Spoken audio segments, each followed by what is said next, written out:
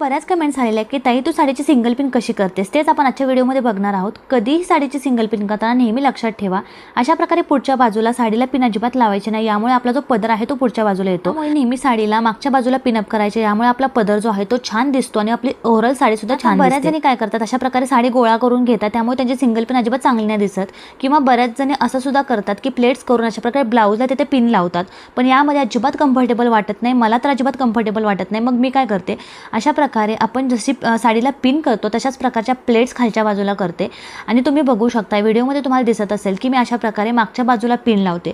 यामुळे काय होतं, सिंगल पिन करून सुद्धा आपल्याला साडीमध्ये खूप जास्त कम्फर्टेबल वाटतं आणि आपली जी साडी आहे, आपली जी सिंगल पिन आहे ती जशाच तशी राहते आणि साडीला ओव्हरऑल लुक सुद्धा खूप छान येतो। तुम्ही बघताय खूप जास्त कम्फर्टेबल सिंगल पिन करून सुद्धा आपल्याला साडीमध्ये वाटतं। शिवाय यामध्ये तुम्ही खांद्यावरून सुद्धा इझिली पदर घेऊ शकता, अजिबात तुम्हाला अवघडल्यासारखं होणार नाही आणि तुमच्या साडीमधलं लुक सुद्धा खूप सुंदर दिसेल। तुम्ही डोक्यावरून सुद्धा यामध्ये पदर घेऊ शकता आणि खांद्यावरून सुद्धा घेऊ शकता। साडी आणि ब्लाऊजची लिंक हवी असेल तर कमेंटमध्ये लिंक टाईप करा।